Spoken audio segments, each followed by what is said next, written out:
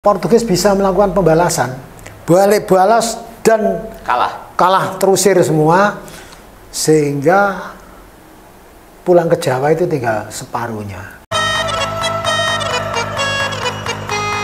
Kapalnya banyak yang tenggelam, termasuk perbekalannya itu ada 3 kapal logistik itu jatuh ke Portugis. Enak loh, ono padi, ono ada jagung apa lah itu. Pulang tinggal separuh, dah kita noto lagi. Terus berapa tahun kemudian datanglah utusan dari Aceh, tapi tidak ke Jepara, masih ingat Demak. Nah itu di Demak itu adipatinya, adipati yaitu Pangiri. Itu ya, Pangiri itu orangnya dikira mata-mata dia. Kamu mata-mata Portugis, kamu mengadu domba kamu, dieksekusi lah anak itu. Iya. Dieksekusi. Dibunuh ya, dieksekusi, dihukum mati karena dipidana sebagai mata-mata. Iya. Kalau dibunuh saja ndak ada alasan kan nggak ya mungkin difitnah atau apa ya, pokoknya kamu mata-mata kamu bikin dan lagi Demak waktu itu ya bukan strategis lagi. Demak itu sudah kalah sama Jepara. Sebetulnya niatnya Aceh apa? Mau minta bantuan? Minta bantuan. Untuk ngusir Portugis untuk juga? Ngusir Portugis ya di Malaka itu juga. Seru ya. Jadi ada utusan dari Aceh untuk mengusir Portugis juga. Minta bantuan. Minta bantuan ke Demak. Ke Demak. Karena taunya Aceh itu kerajaan masih di Demak. Iya, Aceh taunya di Demak. Tapi penerimaan Adipati Pangiri itu adalah ini mata-mata ini. Mata-mata kalau ketangkap waktu itu hukumannya 1.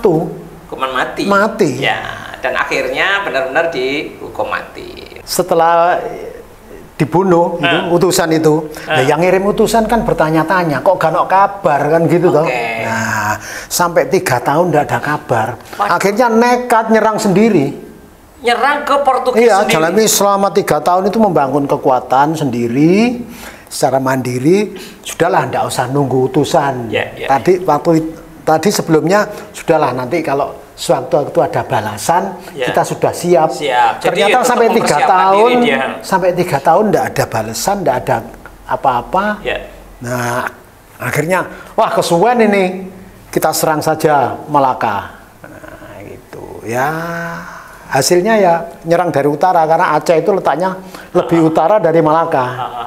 Nah, sementara kalau Johor kan di pucuk Johor. Nyerang sendirian, berdampak kegagalan.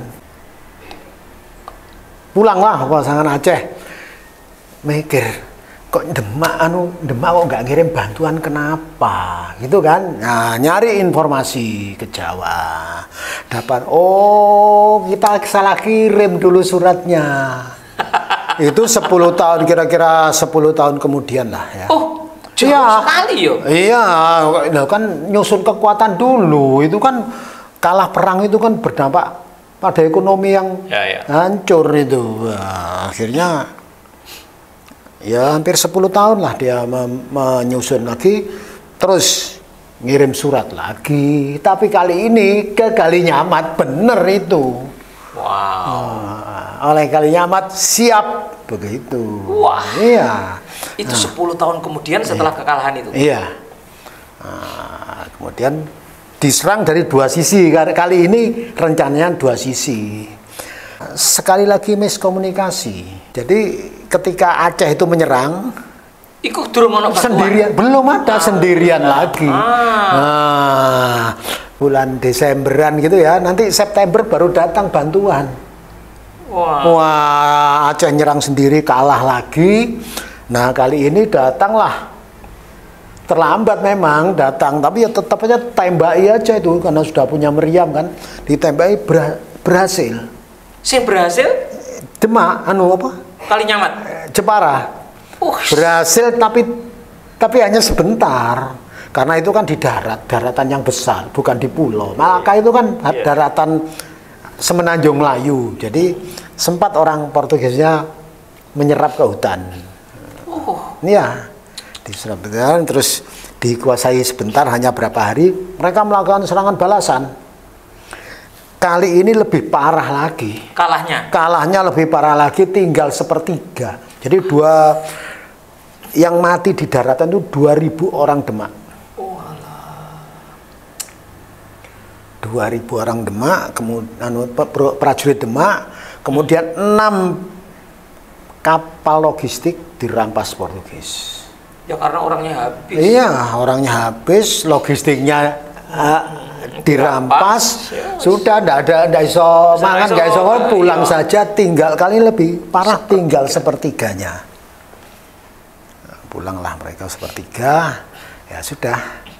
Wah, kita kalau mau nyusun lagi masih lama lagi. Ndak apa-apa, pelan-pelan kita susun. Nah, pelan-pelan disusun lagi, tapi belum sempat jadi, ya. Nah, sambil memperbaiki armada, Ratu Kalinyamat meninggal. Ratu Kalinyamat itu tidak punya putra, tidak berputra, tidak berputri. Jadi selama ini mengasuh ponaan dan sepupunya. Ponaannya yang 2 sudah diberikan ke Sultan Hadiwijaya. Nah, adiknya yang Adipati di Pangiri. Ya, yang 1 itu hasil didikannya jadi Adipati di Demak. Kemudian ada sepupunya, putra bungsu Sultan Trenggono. Jadi masih kok bukan sepupu, adik bungsu. Ya, itu sudah agak besar, kemudian ditawarkan ke Sultan Pajang. Iki loh momonganku. Nah, akhirnya oleh Sultan Pajang Hadiwijaya dicarikan tempat di Madiun. Menjadi Panembahan Madiun nanti. Wah. Kemudian satu lagi, ini sepupunya. Jadi adiknya Sultan Trenggono itu menikah dengan Sultan Banten. Adiknya Sultan Trenggono menikah dengan Sultan Banten, bernama Sultan Maulana Hasanuddin. Nah, punya putra. Nah, itu yang diasuh, itu juga diasuh oleh Kalinyamat, ya, karena masih sepupu kan itu, ya. Itu bernama Aryo Jepara. Dikasih nama Jepara, Aryo Jepara. Waktu bapaknya meninggal itu masih kecil, jadi dititipkan ke Jepara gitu loh. Nah, sambil ya ngangsu kawruh lah gitu, bagaimana mengelola negara besar. Nah, kemudian meninggallah dan wafatlah Sultan Maulana Hasanuddin, digantikan oleh adiknya Maulana Yusuf. Karena anaknya masih kecil ini. Itu di Banten? Di Banten. Nah, ketika tidak lama kemudian Sultan Maulana Yusuf juga wafat. Nah, ini pulang kampung ke ibunya, ibunya kan di Banten, Aryo Jepara ini. Aryo Jepara. Ya, pulang kampung, ya dikawal lah sebagaimana seorang pangeran ya. Nah, sampai di sana, sampailah di Banten menuntut tahta. Nah, ternyata di sana sudah dikuasai oleh Patih Mangkubumi. Sudah disiapkan, iki pasti Aryo Jepara kesini nih. Kita siapkan, kita tolak. Ditolak. Nah, akhirnya terjadi pertempuran lah ya. Karena sekedar pengawalan, kalah. Pengawalan ngeluruh ke sana, dari sini sudah siap. Kalah. Nah, panglimanya yang dulu pernah ke Aceh itu juga meninggal di situ. Kemudian pulang kembali ke Jepara.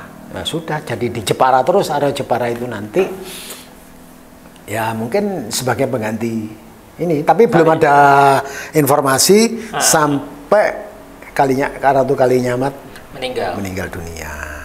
Nah, sampai di sini hal-hal yang krusial mengenai Jepara. Nah, kita kembali ke Pajang. Ya.